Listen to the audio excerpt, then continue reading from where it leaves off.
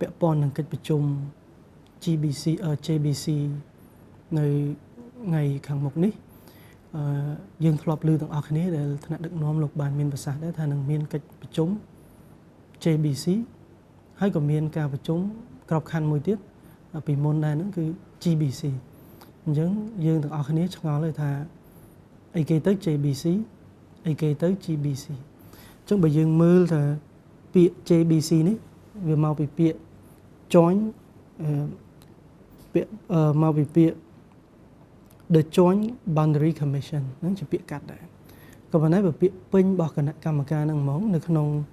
នេះយើងមើលឃើញមាន Thai Cambodian Joint Commission on Demarcation for Land Boundary ហើយបើយើងបកប្រែជាខ្មែរមកវិញគឺហៅថាគណៈកម្មការចម្រុះថៃកម្ពុជាស្ដីពីការខណ្ឌសីមាព្រំដែនគោកឬក៏យើងហៅកាត់គណៈកម្មការចម្រុះព្រំដែនអញ្ចឹងគណៈកម្មការនេះដែលយើងហៅកាត់ថា JBC នេះផ្ដោតសំខាន់ទៅលើការខណ្ឌសីមាព្រំដែនគោកដែលត្រូវបានបង្កើតឡើងកាលពីថ្ងៃ14ខែមិថុនាឆ្នាំ2000តាមរយៈអនុសាសនៈស្ដីពីការយោគយល់គ្នារវាងរដ្ឋាភិបាលថៃនិងរដ្ឋាភិបាលកម្ពុជាស្ដីពីការវាស់វែងនិងខណ្ឌព្រំសីមាព្រំដែនគោកកាលពីឆ្នាំ2000ដែលសម្ដេចតែងតែមានប្រសាសន៍សម្ដេចតេជោលោកតែងតែមានប្រសាសន៍ថាយោង MOU ឆ្នាំ2000ហ្នឹងគឺ MOU ហ្នឹងហើយ MOU ឆ្នាំ2000ហ្នឹងគឺបង្កើតឡើងដើម្បីបង្កើតគណៈកម្មការចម្រុះព្រំដែនហ្នឹងដែលយើងហៅថា JBC ហើយគណៈកម្មការ JBC នេះខុសពី GBC នៅត្រង់ថា JBC ផ្ដោតទៅលើការខណ្ឌព្រំសីមាព្រំដែនគោកក៏ប៉ុន្តែ GBC វិញដែល General Boundary Commission ហ្នឹងកិច្ចការព្រំដែនទូទៅហើយយើងក៏មានអនុក្រឹត្យដែរដែលបង្កើតគណៈកម្មការតំណែងព្រំដែនកម្ពុជាថៃហ្នឹងជា GBC ហ្នឹងហើយដែលយោងទៅលើកិច្ចព្រមព្រៀងរវាងកម្ពុជានិងថៃដែលមានពីមុនហ្នឹង GBC ហ្នឹងគឺផ្ដោតទៅលើកិច្ចសហប្រតិបត្តិការវិញបានន័យថាដើម្បីធានាកិច្ចសហប្រតិបត្តិការល្អសន្តិសុខនៅតាមបណ្ដោយបន្ទាត់ព្រំដែនហ្នឹងគឺយើងមាន GBC ដែលដឹកនាំដោយពីខាងកម្ពុជាយើងគឺរដ្ឋមន្ត្រីក្រសួងការពារជាតិឯកឧត្តមបញ្ញរដ្ឋមន្ត្រីក្រសួងការពារជាតិនេះជាភាពខុសគ្នារវាង JBC និង GBC បានន័យថា GBC កិច្ចការសហប្រតិបត្តិការទូទៅ JBC ផ្ដោតទៅលើតែការខណ្ឌសីមាព្រំដែនគោកហើយអ្វីដែលជាលក្ខណៈពិសេសដែលសម្ដេចលោកបានមានបញ្ជាក់ដែរហ្នឹងពាក់ព័ន្ធនឹងអនុសាសនៈឆ្នាំ2000 JBC នេះសួរថាគាត់ធ្វើការបែបណា JBC នេះកិច្ចការគាត់គឺគាត់មានសហប្រធានចំនួន2រូបមួយកម្ពុជានិងថៃហើយប្រជុំមួយឆ្នាំម្ដងហើយក៏មានអនុគណៈកម្មការបច្ចេកទេសចំណុះផ្សេងដែរដែលផ្ដោតទៅលើតការងារខណ្ឌព្រំសីមាទេខណ្ឌព្រំសីមាព្រំដែនគោកទេអញ្ចឹងសួរថាខណ្ឌព្រំសីមាព្រំដែនគោកហ្នឹង JBC គាត់យកអីគេដើម្បីធ្វើការអញ្ចឹងគាត់មាន MOU ជាឯកសារដើម្បីដែលបង្កើតហើយនៅក្នុងមាត្រាបើយើងមើលនៅក្នុងមាត្រា2នៃ MOU ហ្នឹងក៏បានបញ្ជាក់ច្បាស់ដែរថាសំទោសមាត្រា1បញ្ជាក់ច្បាស់ដែរថាឯកសារសំខាន់3ដែលជាឯកសារយោងហើយជាឯកសារបានន័យថាគ្រឹះក្នុងការកិច្ចដំណើរការរបស់ JBC ទី1មានអនុសញ្ញារវាងបារាំងសៀមឆ្នាំ1904ទី2មានសន្ធិសញ្ញាបារាំងហើយនឹងសៀមដែរ1907ហើយទី3នោះគឺមានបណ្ដាផែនទីដែលជាលទ្ធផលនៃកិច្ចការខណ្ឌព្រំសីមារបស់គណៈកម្មការកំណត់ព្រំដែនឥណ្ឌូចិនសៀមដែលបង្កើតឡើងតាមអនុសញ្ញាទាំងពីរខាងលើអញ្ចឹងឯកសារនេះជាឯកសារយោងសំខាន់ដែលថ្នាក់ដឹកនាំលោកតែងតែមានប្រសាសន៍ថាការដោះស្រាយវិវាទឬក៏ការកំណត់ខណ្ឌព្រំសីមារវាងកម្ពុជាថៃគឺយោងលើឯកសារនេះពីព្រោះទាំងថៃក៏ដូចទាំងកម្ពុជាយើងបានកំណត់ថាឥឡូវយើងបោះព្រំដែនបោះបកគោលយើងតាមឯកសារទាំង3ហ្នឹងហើយ JBC ហ្នឹងគឺជា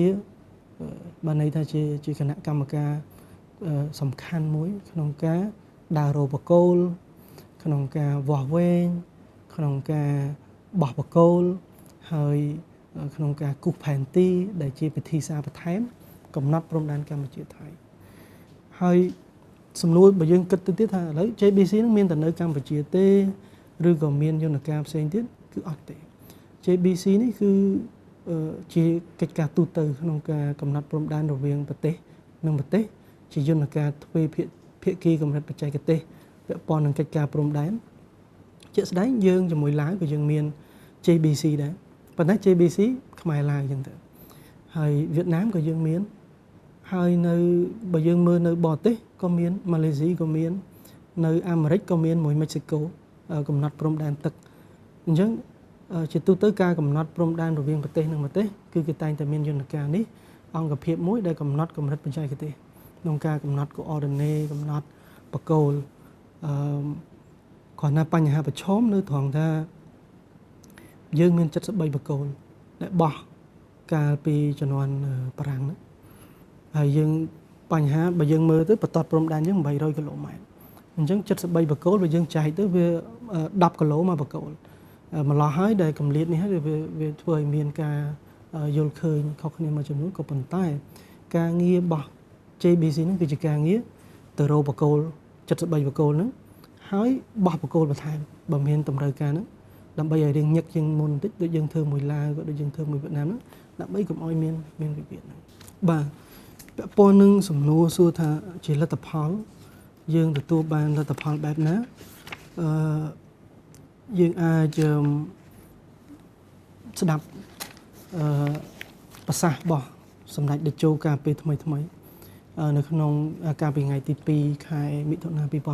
2025ក្នុងអង្គសមាជលើកទី1រវាងរបស់រដ្ឋសភានិងព្រឹទ្ធសភាដែលសម្ដេចមានប្រសាសន៍ថាខ្ញុំសូមខ្វូតមកគិតចាប់តាំងពី MOU ឆ្នាំ2000មកគឺមានរយៈពេល25ឆ្នាំហើយដែលយើងមិនអាចដោះស្រាយបញ្ហាព្រំដែនគោកជាមួយភាគីថៃសូម្បីតែការប្រជុំរវាងគណៈកម្មការព្រំដែនចម្រុះ JBC ក៏ប្រជុំមិនបានផងតើមានមូលហេតុអ្វីនៅពីក្រោយអញ្ចឹងនៅត្រង់នេះគឺយើងសង្កេតឃើញថាលទ្ធផលវាមានតិចហើយហេតុអីបន្តិចបើយើងតាមខ្ញុំស្រាវជ្រាវប្រជុំសាមញ្ញកាលពីឆ្នាំចាប់តាំងពីប្រកម្មមកដល់បច្ចុប្បន្នគឺមាន5លើកហើយកិច្ចប្រជុំវិសាមញ្ញមាន5លើកអញ្ចឹងសរុបការប្រជុំមាន10លើកដែលប្រជុំចុងក្រោយនោះគឺនៅឆ្នាំ2013ដែលយើងបងអាចជ្រាបហើយដែលយើងមានបញ្ហាជាមួយខាងថៃខាងនោះអញ្ចឹងចាប់តាំងពីប្រជុំនឹងរហូតមកដល់បច្ចុប្បន្នយើងអត់ដែលមានប្រជុំទេអញ្ចឹងសំណួរសួរថាបើយើងលទ្ធផលបើយើងមើលទៅនៅតិចព្រោះការប្រជុំវាតិចហើយបើធៀបជាមួយវៀតណាមឬក៏ជាមួយខាងឡាវព្រំដែនដែលយើងបានបោះបកគោសម្រាប់ហ្នឹងរហូតដល់ 84% អញ្ចឹងនៅសល់តែ 16% ទៀតកំពុងចរចាកម្ពុជាឡាវយើងបានសម្រេចរហូតដល់ 86% នៅសល់ 14% ទៀតកំពុងចរចាដែលឡែកជាមួយខាងថៃគឺយើងនៅទៀបច្រើនបាទពាក់ព័ន្ធនឹងក្តីរំពឹងរបស់ខ្ញុំពាក់ព័ន្ធនឹងកិច្ចប្រជុំគឺរំពឹងថាការចាប់ផ្ដើមកិច្ចប្រជុំថ្មីជាលើកទី1នេះបើយើងរាប់ពីឆ្នាំ2013មកគឺខ្ញុំរំពឹងថាវាជាចំណុចចាប់ផ្ដើមថ្មីរវាងកិច្ចសហប្រតិបត្តិការរវាងកម្ពុជាថៃក្នុងការកំណត់ព្រំសីមាព្រំដែនគោកនេះខណ្ឌសីមាព្រំដែនគោកនេះជាចំណុចចាប់ផ្ដើមនៃកិច្ចប្រជុំបន្តទៅខាងមុខទៀតពីព្រោះថា